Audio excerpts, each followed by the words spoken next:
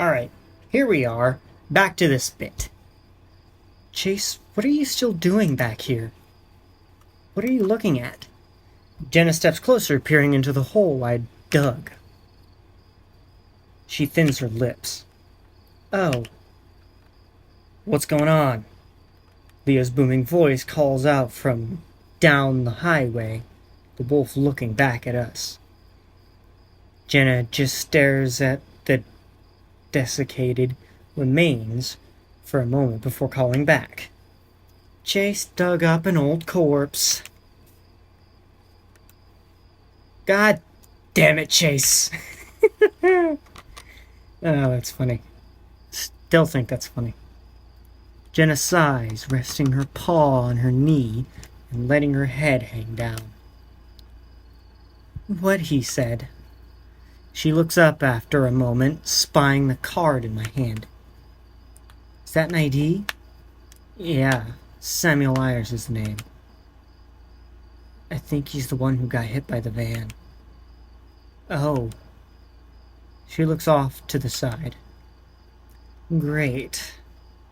Huh? What, Chase? She responds exasperated. Don't you care? Someone died here. I think he matters somehow. To me. Chase. Her eyes drift to the skull cropping out from the mound of dirt. God, I've passed this so many times just out here walking, never knowing there was a person buried here. How old is the ID card? I squint at some of the smudged text. 70s, I think. At least that's when it was last renewed. Jenna frowns. Poor guy. She crouches down beside me, taking the license for a moment. You should hold on to this so we can give it to the proper authorities for them to handle. Wonder if anyone out there is still looking for him or even remembers who he is. Her eyes flicker over the card, settling on the picture. He looks kind of familiar, too. She hands me back the ID, then extends her arm out to help me up. With a knot in my stomach, I take her hand and use her weight to rise up without putting too much strain on my injured leg. Okay, so a lot of this is different depending on route. So I did end up in the wrong route. Thinking might be in my head. The words leave my mouth before more casually than I meant, and Jenna does a double take towards me before letting go. Well, tell him I said hi. We'll deal with him in a bit. She's just like Cynthia sometimes. He says you're just like Cynthia sometimes. Jenna stares at me. Then back to me. She brings two fingers to her temple, massaging it. Chase, please don't listen to the voices in your head right now. Oh boy. She responds curtly as Micah arrives behind her, Leo hobbling at his side. You okay, Otter? I look at him for a long moment and answer honestly. I don't know. Same. Let's just get going, okay? Chase, you can keep leaning on me if it hurts to walk. I give her a grateful nod as I rest an arm on her shoulder. Thanks. As we head off, Micah lingers a little behind us, staring into the shallow grave. He steps off the road, pushing the dirt I'd removed back into the hole with a few hasty sweeps of his foot. Before anyone can ask what he's doing, he catches back up with us, staring straight ahead. Woo! Excuse me. We've been walking for what feels like ages, The moon's still high in the sky, and the taste of water in the air. Maybe it will rain. After we got switched around and ended up on the wrong side of the highway, we realized we were much closer to Heather's than the motel. So, to Tetanus Alley we go. I keep playing back the conversation earlier in my head. The voice that seemingly activated when I found the skeleton. I've heard it 1,000 times before, but I always just assumed it was me. My subconscious. A particularly bitter side of myself that would chime in every now and then to add insult to injury. Really lives out the boonies, doesn't she? Leo winces some as he walks, no longer using Micah as a walking crutch. Yeah, I don't get out here much often. Be wary, though. Apparently she's got a gun, so no threatening movements or nothing if we see her. Flint's got one, too. Should have swung back around my place so that I could grab my piece. You know, for God's sake, we are not getting in a firefight tonight. Bet my aim's better than two junkies with pop guns. Oh yes, the heavily concussed, hobbled wolf definitely has the advantage over Clint and Heather, both of which spend a considerable portion of their free time shooting random objects in a trailer park. I know because I grew up listening to it. She ain't lying, at least for Clint. And he ain't no fan of you. Should probably let me do the talking. Didn't you betray them? I think I might be the better person for this. I keep sliding. I like the way I have automatic updates on my fucking phone that I use for a camera, and the bitch doesn't auto-update. I have to manually update. It's funny how this thing is so full of shit. Install iOS update. Download iOS update. Both of which are turned on. And it don't do nothing. Boop. Well, I'm still gonna be without face cam. Whatever. The neutral party, so to speak. Yeah, but I know him. I can sort this shit out quick like. I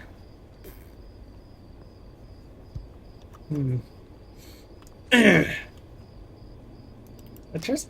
Honestly, I trust Jenna, honestly. Jeremy's her brother. And Clint is Jeremy's best friend. And presumably Heather listened to both of them. She's not really been involved in any of the drama so far, so I trust her to get this taken care of. I look down at Jenna, who I'm currently leaning against. She can put her degree to work. Oh God, don't put it like that. For the last time, I don't study any of that interpersonal communication business that shrinks handle. I lean more towards neuroscience anyway. So Rich. Great. Yes. So Rich Goat is in great hands then. Nice.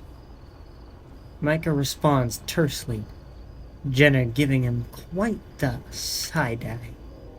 She still seems pretty disgusted with him and Leo for the van revelations.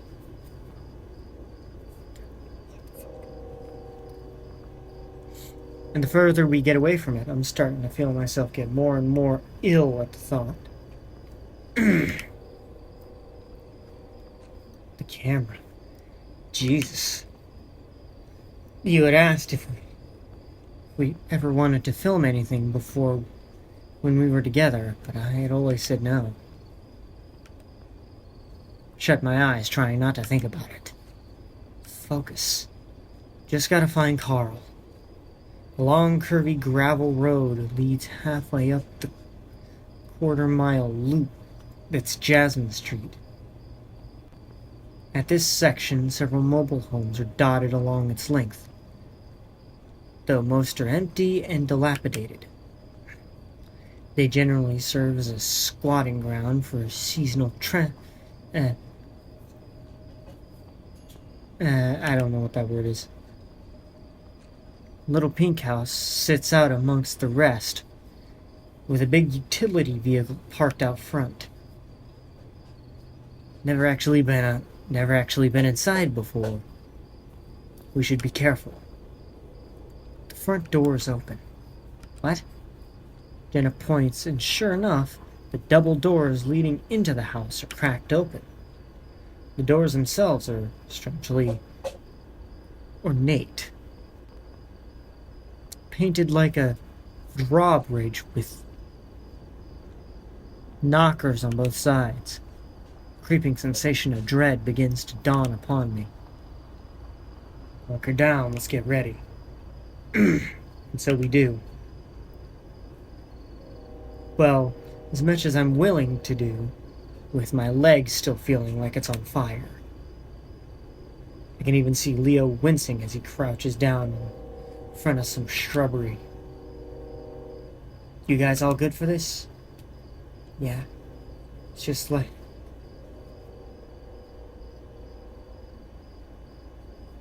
I got bit by 20 fire ants. There's probably something we can wrap your leg up with inside. And the tips of your fingers, Batty? Batty? Said Bat gives Leo an incredulous look before letting out a harumph and facing forward again.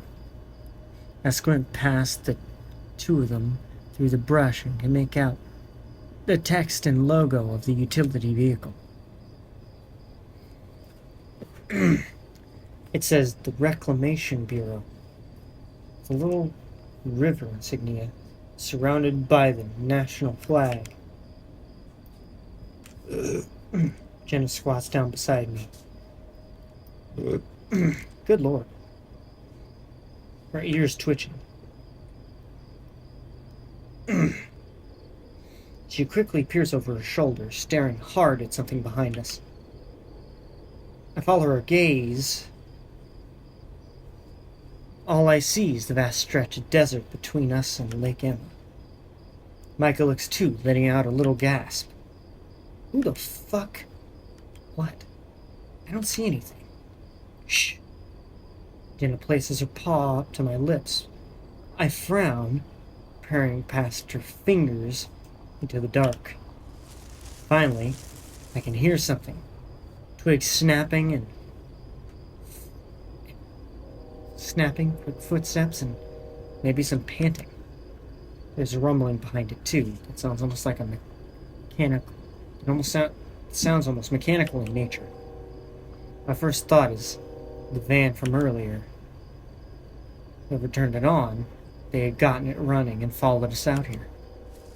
The silhouette of a figure emerges through the sagebrush. Its motion's frantic. Eventually, I could see its eyes, which are a familiar bright blue. Tej? Mia quickly runs up to catch the flailing feline, only to be met with slashing claws that push him away. The wolf seethes audibly, stepping back. DJ, stop, it's us. He whispers sternly, trying to snap him out of whatever's come over him. DJ keeps looking over his shoulder, panicked. It's coming. It won't stop following me. DJ shouts and Micah visibly flinches. Kid, shut the fuck up. He's hysterical. Yeah, so I hit him or something. Leo blinks, frowning deeply as he tries to wrangle the cat. by the scruff of his neck with little success. What? I'm not gonna punch TJ. Oh, so you get to beat up my friends and it's totally fine? Micah grumbles off. Micah's grumbling trails off into disgruntled mumbles as TJ meows. He keeps trying to scramble away, kicking up clouds of dust everywhere. The cat looks horrible.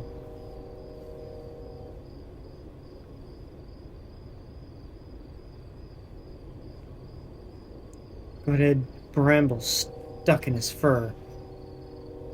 Tumbleweed sticks in his shirt, his pants ripped at the seams. Looks like he's been out running in the woods for a while. Jenna squeezes my shoulder some before moving from my side, approaching the increasingly feral-looking lynx. TJ, it's me, Jenna. Okay. She speaks softly, calming tone in her voice. I'm here with Leo, Chase, and our new friend Micah. You're okay. The rumbling sound is getting closer. Soon, I can see headlines gleaming across the desert. It's a pickup truck.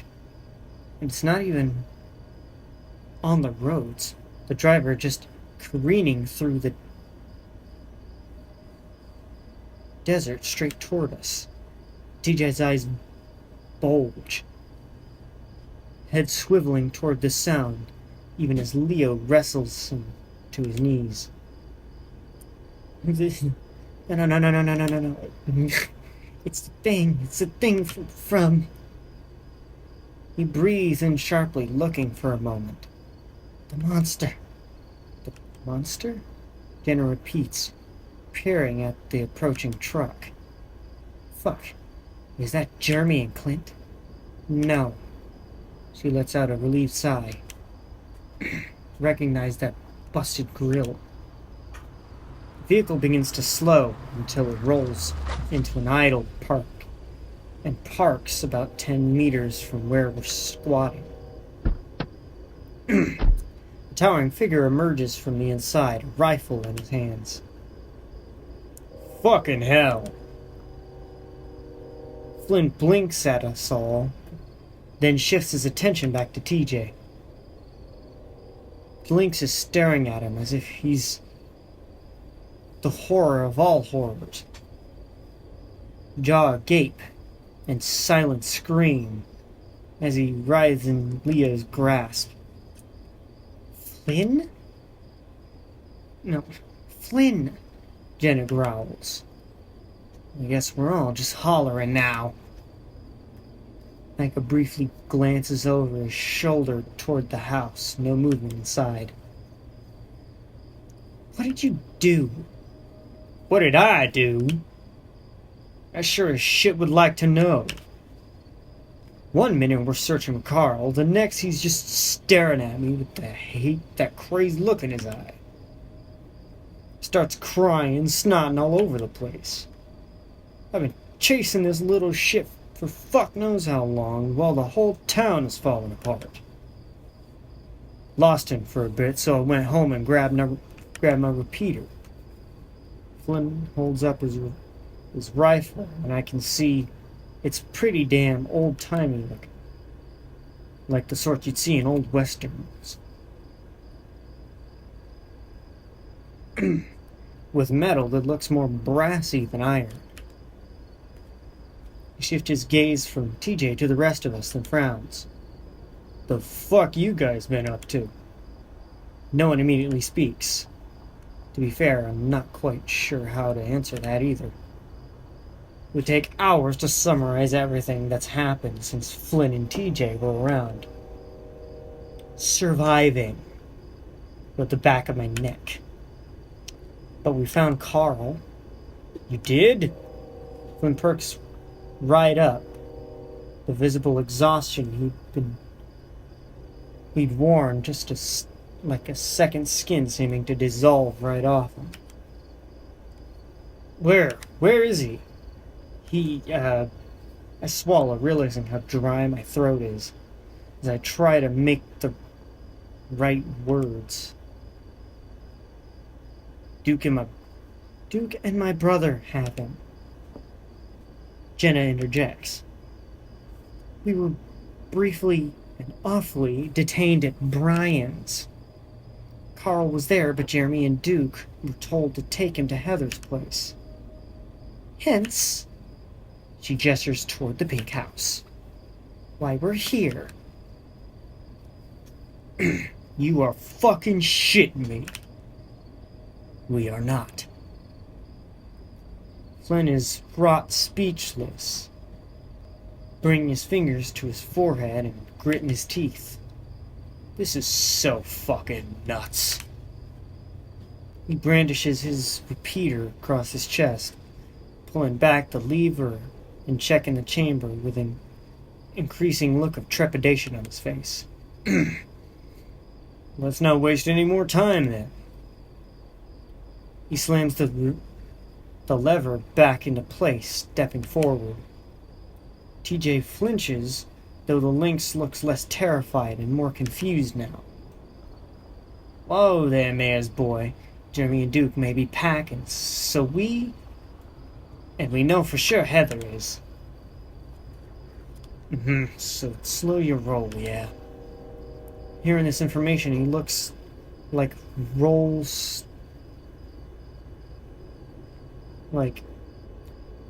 slowing is the exact opposite of what Flynn wants to do, but he does stop.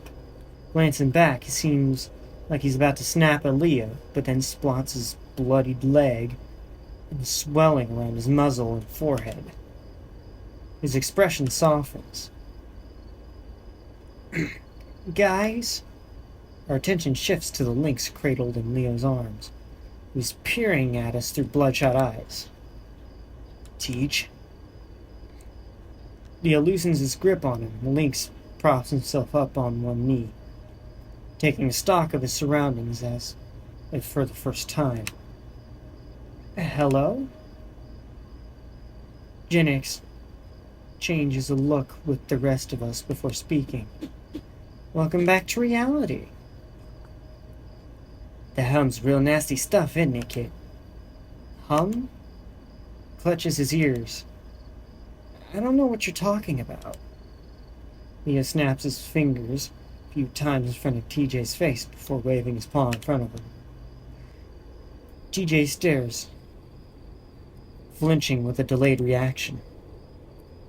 Not too sure he's fully back with us just yet. Flynn swipes his hand through the air, grimacing. Okay, enough of this. Wolf boy, what's the plan? I blink, realizing how naturally everyone differs to Leo when the going gets rough. Just like when we were kids. I don't see Jeremy or Duke's rides out front, so I assume they're not here. They ain't here. We should take a look around inside, but we need to be careful. They could be back any minute. Yeah.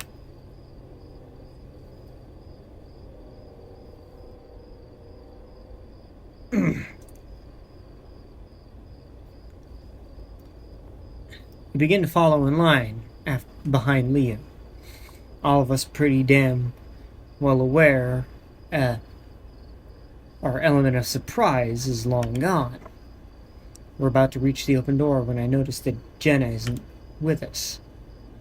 I glance back over my shoulder and see her staring into the underbrush back by the truck.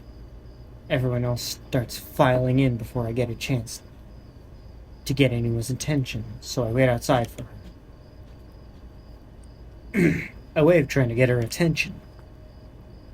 Surely enough, she finally looks my way and quickly scurries her way over to me. It's amazing how silent she can be, even while running. It's one of those enviable fox traits she has. It's tough to think of any aspect of Fox's as that's a hindrance, actually. What's up? I look at her, trying to keep my voice down. She peers at me with a scrutinizing expression, as if I'd said something rather offensive, and she's waiting for me to talk my way out of it. Jenna?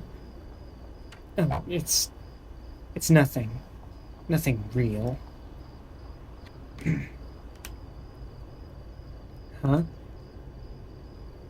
She walks in, not offering any elaboration. Come on. Weird. I sigh, following her. Jenna, I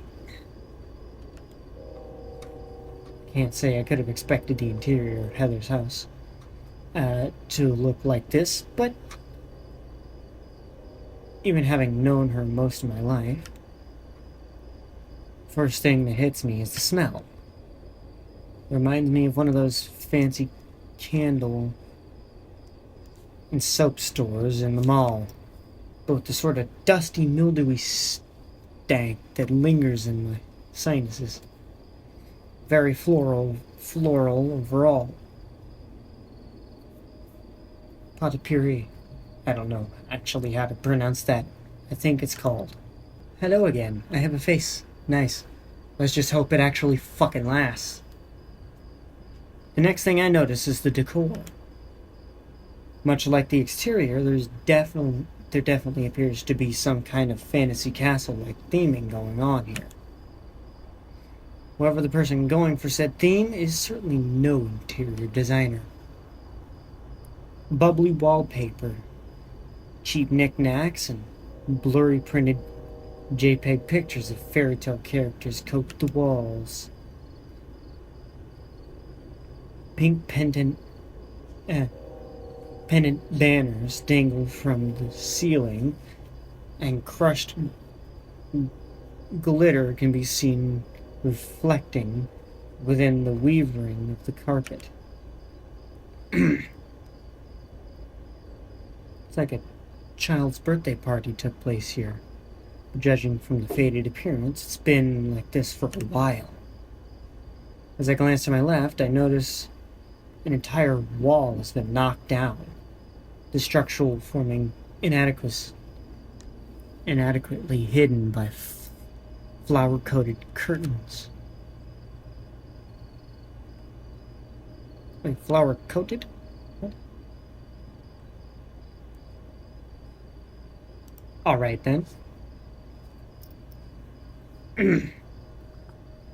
Beyond said curtains is a large, red, and long,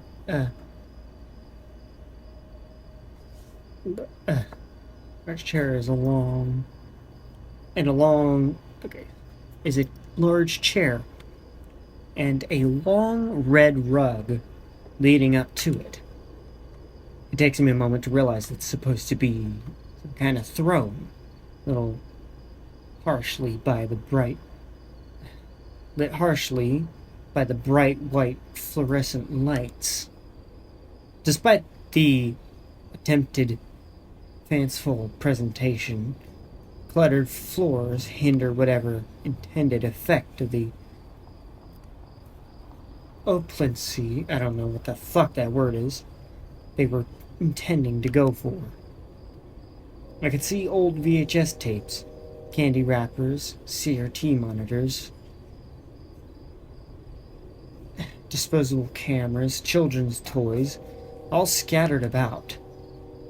Past the throne is what I think is supposed to be a living room. But instead of chairs, there's just this mattress on the floor, which is covered in throw pillows and beach blankets. I even recognize one of them as having the logo of Southwest Adventures. Seeing that makes me realize how long ago it feels like all us were at that theme park, carefree for the most part. Flynn steps up to the knockdown wall, with Peter clutched under one arm.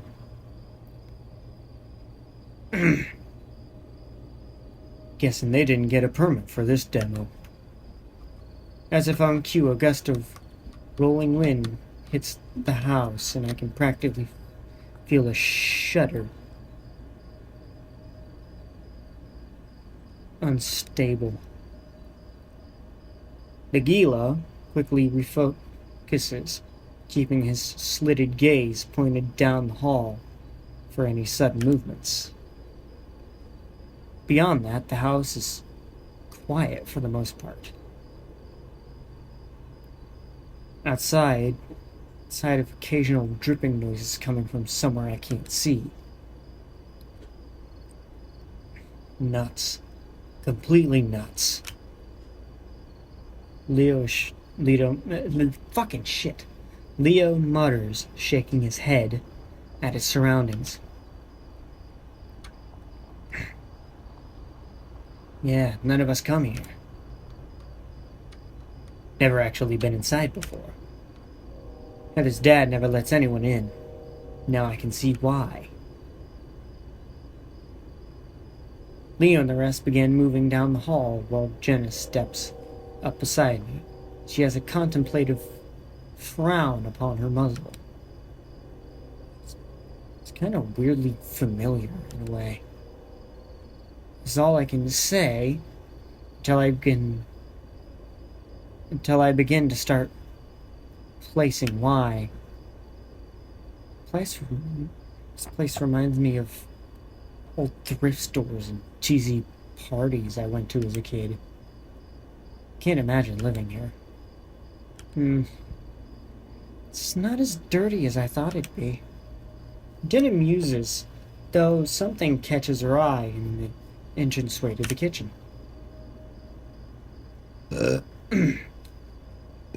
Excuse me. Soon I'm following her, approaching what looks like a laminated colored pencil drawing posted on the wall with rainbow-colored tracks. King and Princess Palace. Jenna's frown deepens. On the picture, there's a large,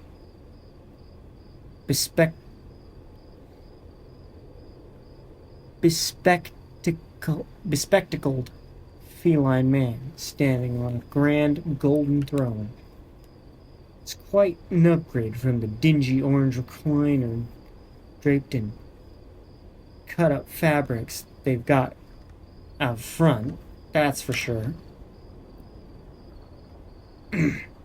Next to him, sitting cross-legged, is what looks like a drawing of Heather.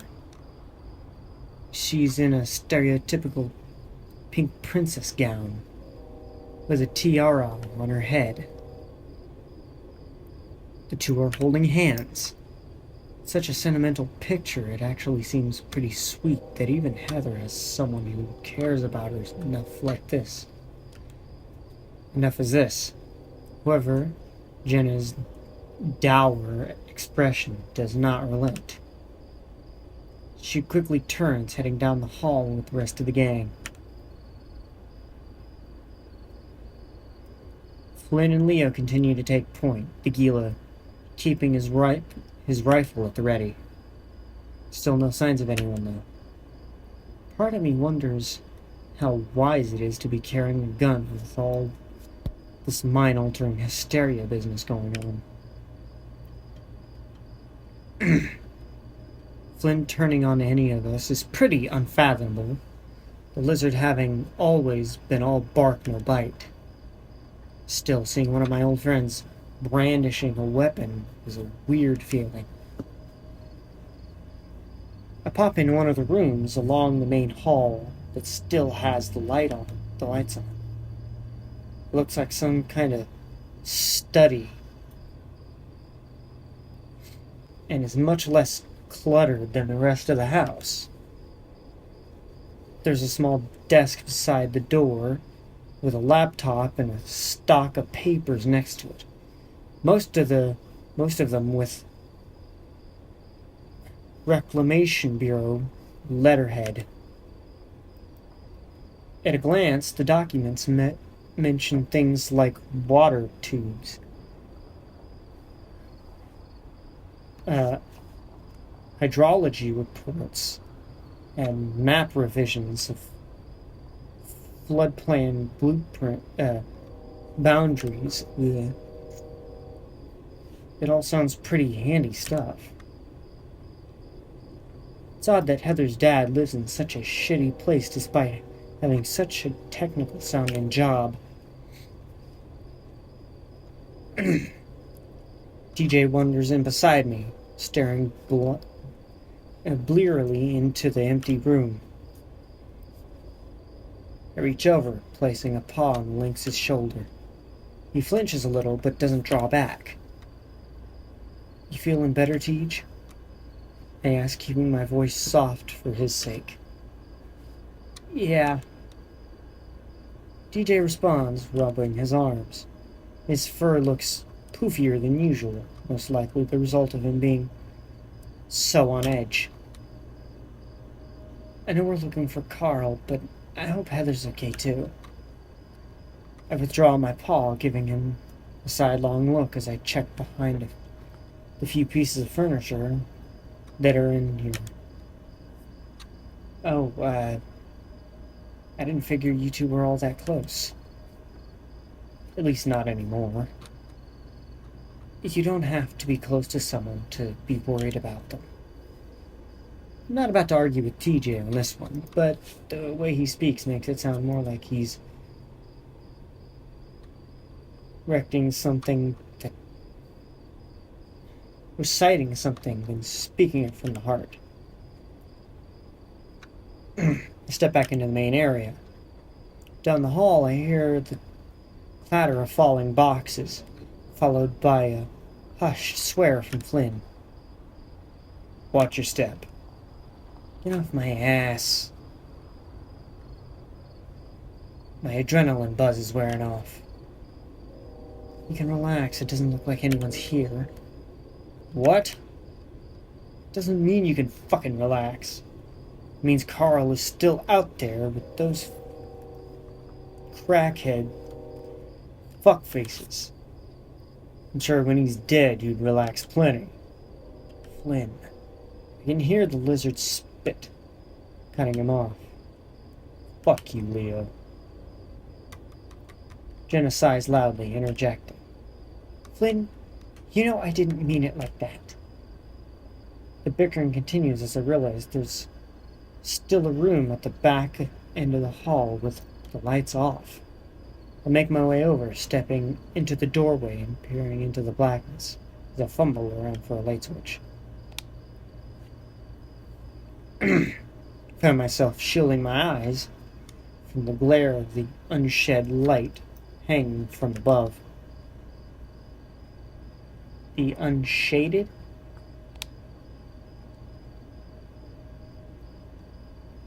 Unshaded, yeah.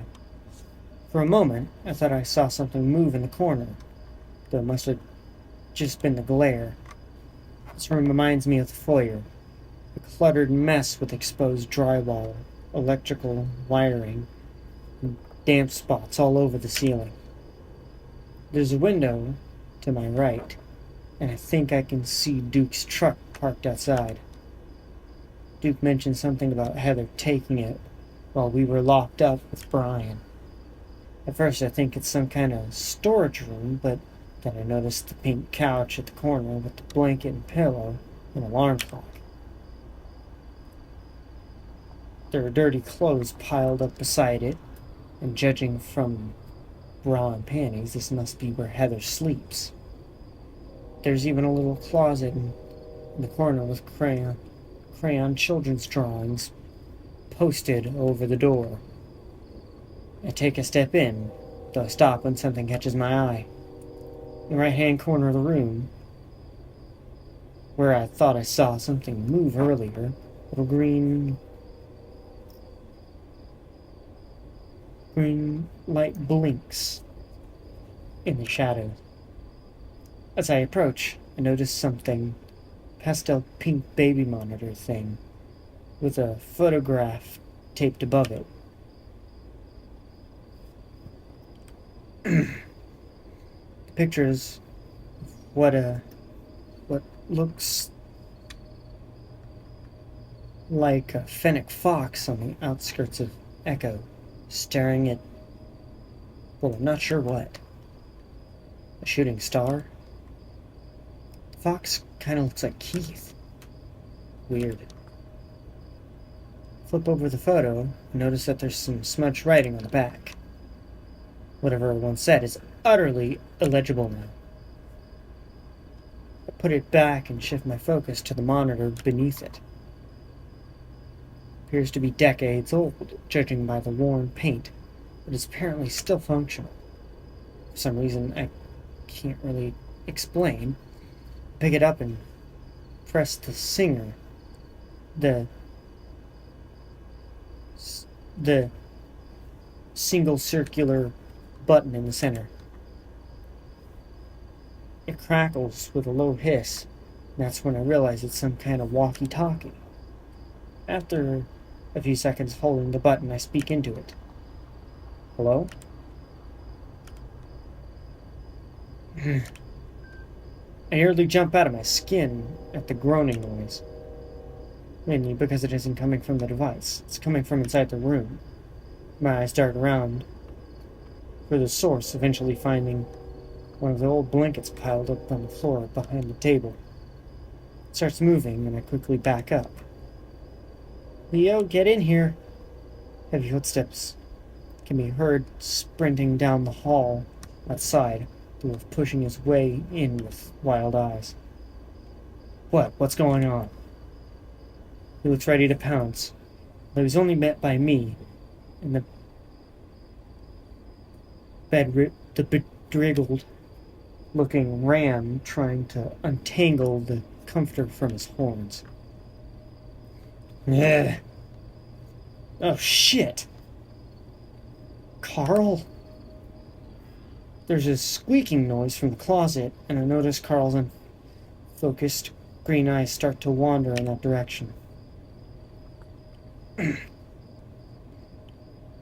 look over and see the folding doors are slightly ajar. Were they like that before? That's when I see it. An eye peers through the crack, wide and bloodshot. The doors rammed from the inside, knocking it to the side and sending toys and other miscellaneous junk flying. The hanging light bulb flickers in the closet as a figure steps through. Quickly realize it's Heather. She has blood on her legs and a revolver in her grasp. A revolver. You get out! Okay. I quickly throw my paws out. Leo hesitates a moment, then does the same. Hey, girlie, we mean you no harm. We just need... Leo stops talking, and I'm unsure why. That is, until Heather shifts out of the way and I can see more clearly into the flickering closet. Hunched against the wall is what looks like an enormous doll. On further inspection, it's not a doll at all. It's a man. And there's a red smear on the wall behind him. I recognize him from the drawing. Portly fellow with circular glasses, each of the lenses shattered by bullet holes. There's just empty sockets where his eyes once were. Atop his head is a little plastic crown, embedded with custom jewelry. Oh, shit. Micah walks in the room, quickly recoiling at the sight of Heather and the figure in the closet.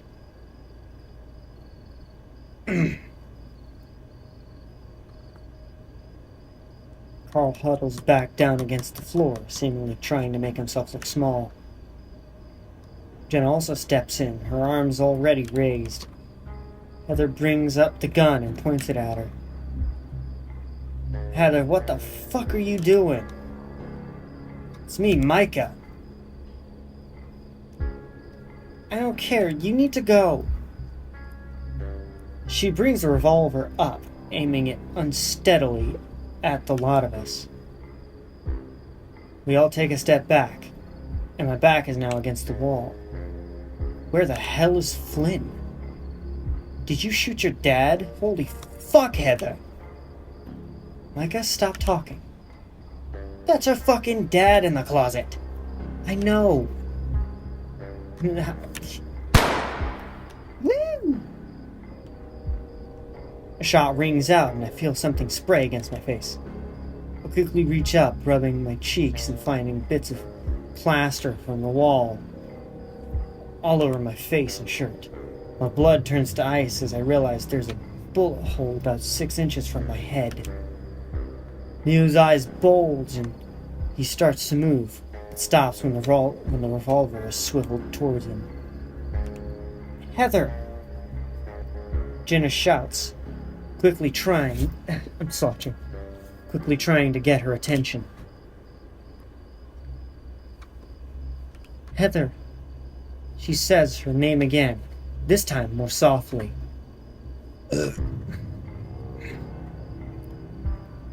This time more softly now that the wild-eyed feline is looking at her. We're here looking for Carl, remember? We mentioned during the bonfire. The cat's chest rises and falls like she's hyperventilating. Shitty titties. Like she's hyperventilating. It's been that way since she stepped out of the closet. She makes her way towards the slumped form of Carl, still half covered in his blanket. Then she points the gun down at him.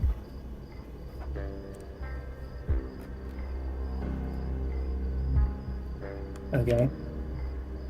She's absolutely screaming her demands, spouted with such a pitch her voice constantly cracks. Tears begin to roll down her face, down her already wet cheeks, her eyes puffy. Beneath her, Carl covers his face with the blanket, visibly trembling from a mixture of fear and exhaustion. Okay, sounds good. We're happy to leave. Jenna does her best to put on a calm face as she nods to the rest of us. We'll take Carl with us and we'll be out of your hair. We're planning on leaving town. Leave?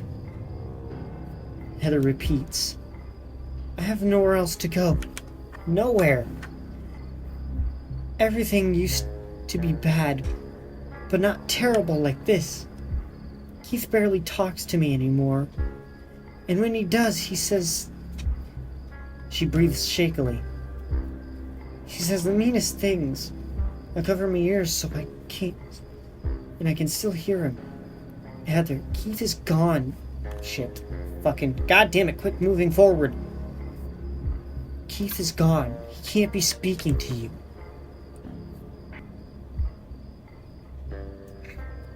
I believe whatever you're hearing is a side effect of the hum. She looks over at Micah, who gives her a nod. Duh, stupid. I'm not yelling that.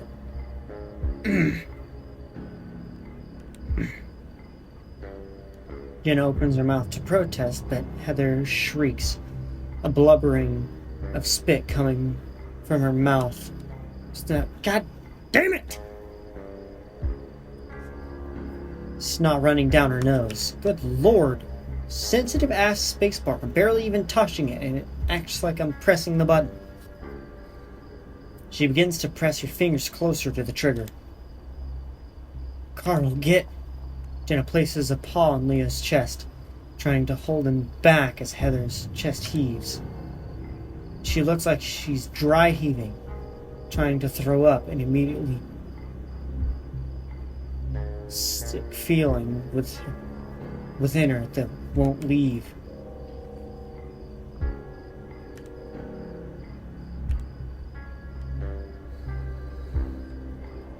Heather flails in the direction of the shadowy figure in the closet. Even though the man in the closet is very much dead, he's propped up in a way that makes it look like he's watching Heather pace around the room. His dark sockets follow her back and follow her fucking shitty titties. his dark sockets following her while her back is turned. Holy fuck, why is that so hard to read? She seems afraid to look at him. The feeling closes her eyes for a moment. I can tell Leo is weighing his chances of whether he can tackle her to the ground before she can get a shot off. Before he can move, they open again, and she speaks, her voice still shrill but quieter. Everyone thinks I'm stupid, that I'll never do anything but rot away like everyone else. It has nothing to do with what Duke or Brian or Jeremy or Clint or anyone thinks will fix things. This whole town is so shit. No arguments there, Micah mumbles, wide-eyed. Micah? And it's not your fault. They're wrong. I don't even really know you.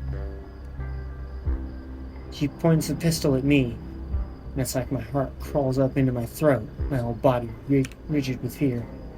This town is evil. And I'm gonna stop it. I'm gonna do something with my life for once.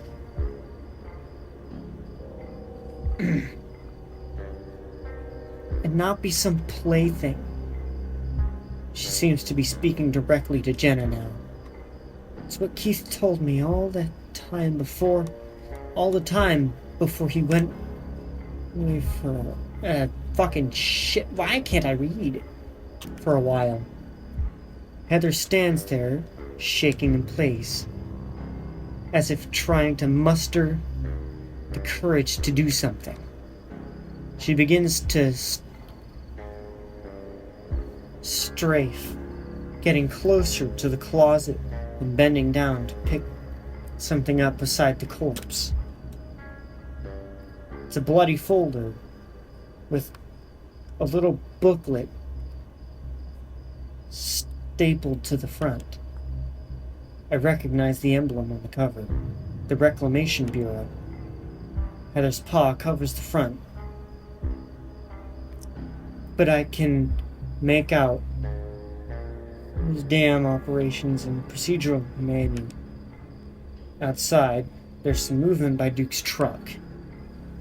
Trying not to draw attention to myself, I glance out the window and spot a familiar pattern of orange and black scales and TJ's tufty fur. There's a glint of something metallic in Flint's repeater, which is currently sighted towards the hysterical cat. Jenna spots this too, turning so that her back faces the window. She swishes her tail from side to side. With Jenna in the way, Flynn won't try to take a shot, right?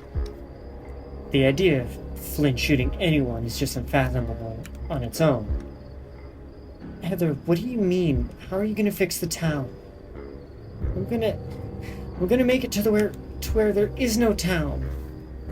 As Heather turns away, she catches a glimpse of the blood on the folder, then looks back towards the closet. She screams, but she's not staring at the corpse. It's like she's looking above it. It's something else at eye level. Okay. She blubbers before promptly stumbling out of the room in a full sprint.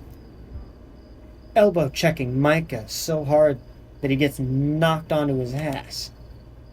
We stand there in silence as Heather's footsteps fade out of earshot. The sound of a car being started can be heard,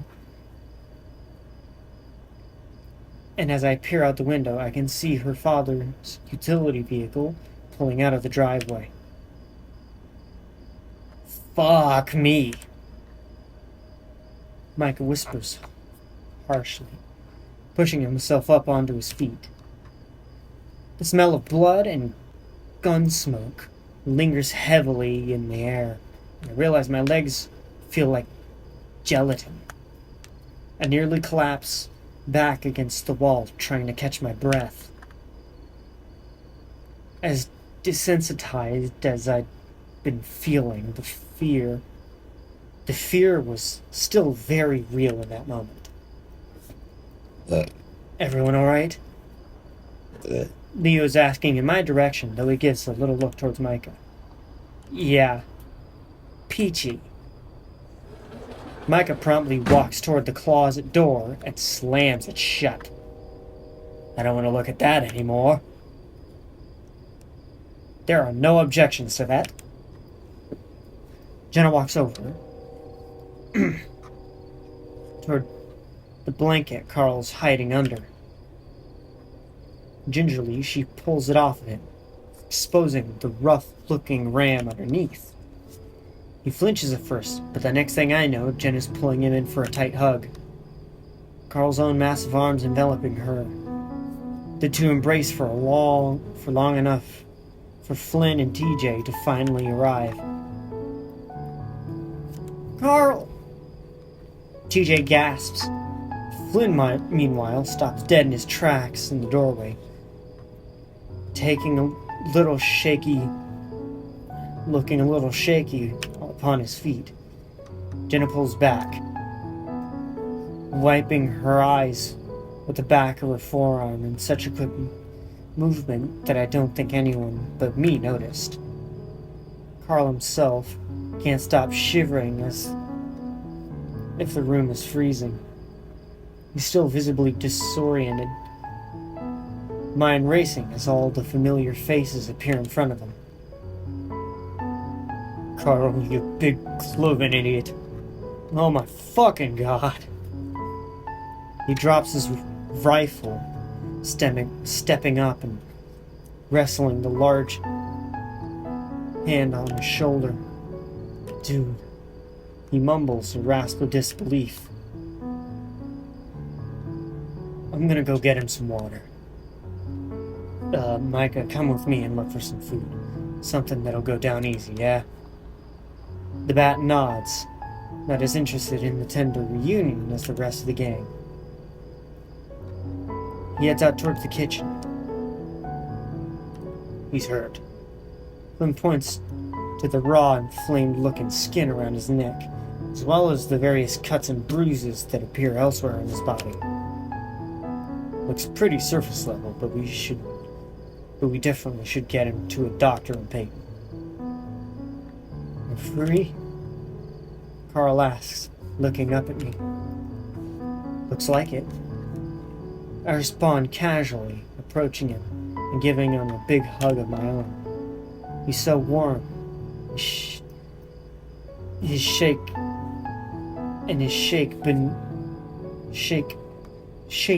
fucking shit breath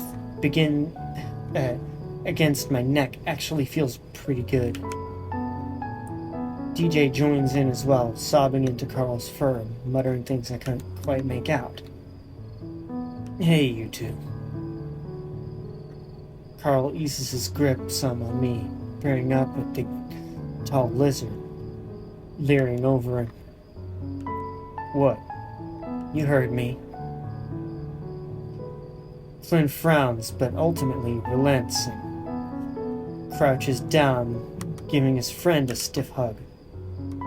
Carl, meanwhile, clings to him like his life depends on it, evoking a few irksome grunts from the scaly one. Despite the pained noises, I catch a glimpse of Flynn's face.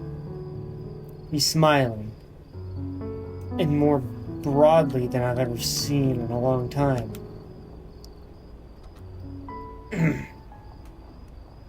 Carl scoops another spoonful of tapioca pudding, the remnants of the other empty cups he'd gone through sitting on the counter next to him.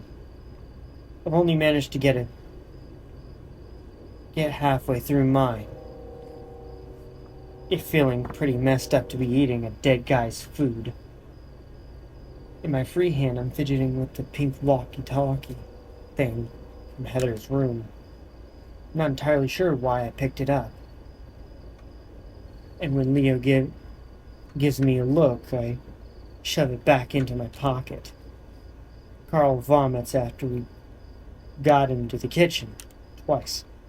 So I guess the food that at least is doing. So I guess it's good that at least he's doing a little better.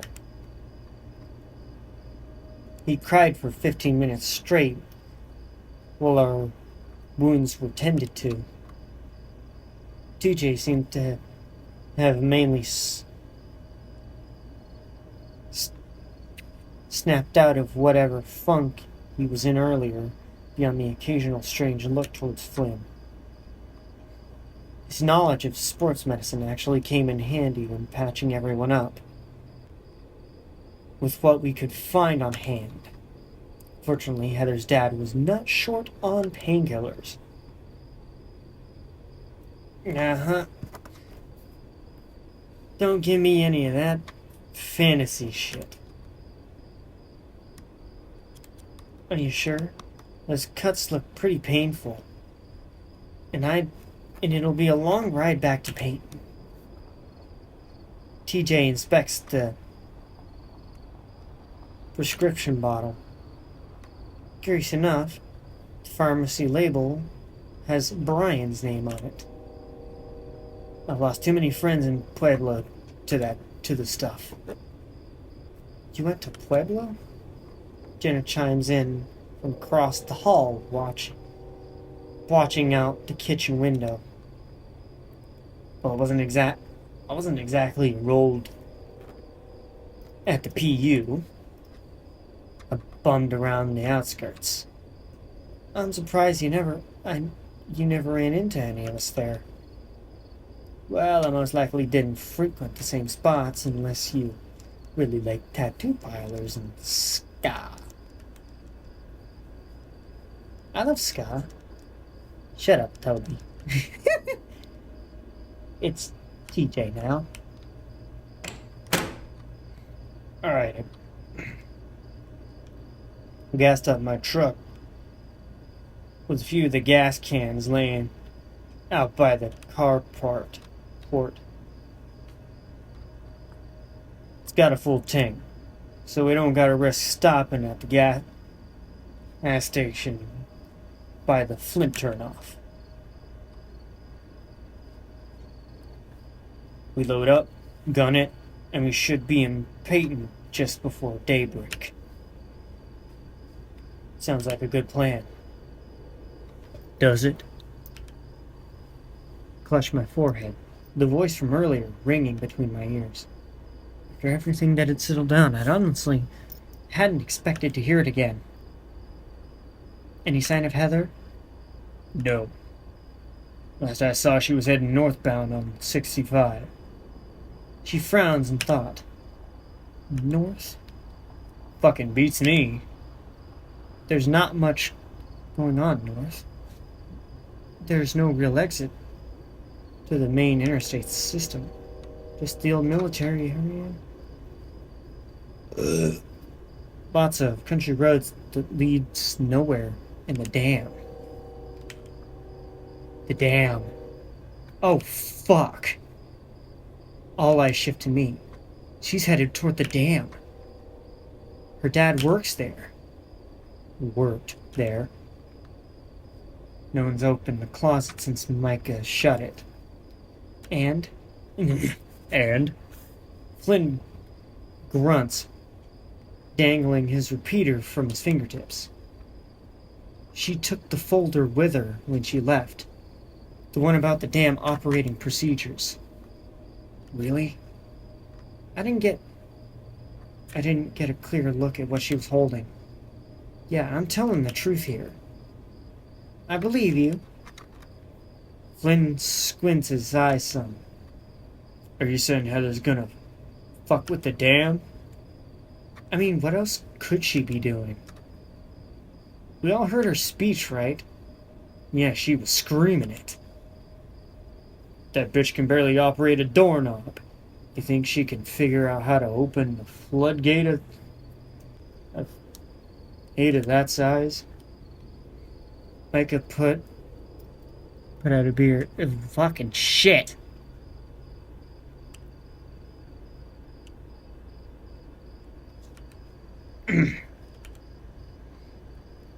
Micah pulls out a beer from the fridge. sipping on it gingerly before speaking. I'm pretty sure I remembered her dad brought her up there to work a lot when we were growing up. She hated it. He disappears back into the kitchen. For someone who has experienced the things we have this evening, he seems oddly composed. Makes me wonder what kind of shit he's seen before all this. Think back to some of my preliminary research I did for my project. And by preliminary, I mean looking at the country website historical section for 30 minutes. One of the things that jumped out at me was how big Lake Emma used to be. Twice the size it is now. Most of the lake and part of the state are man-made. But this one is natural, ancient. Settlers just shrunk it down, siphoning away water for the iceberg lettuce and cotton fields to the east, past the mountains. Right, let's load up, everyone. He changes the topic, him and Flynn heading to the door. Wait. Jenna steps over beside me, seemingly in thought before regarding everyone else. So we know what Heather's plan is, and you all still intend to leave. Yes. Leah responds promptly. No way she can manage what she's planning. We gotta get Carl and the rest of you lot some medical attention. Yeah, sure about that? She's got her dad's keys, the codes, the guidebook, and presumably she's got a pretty keen knowledge of how all the shit works already. I mean, shit, I want to get out of here. But the poor fuckers who are still here better know how to swim. You think Echo would flood? Micah shrugs. Jenna presses her fingertips to her forehead, exhaling. I truly hate to say it, but we should go after her. What?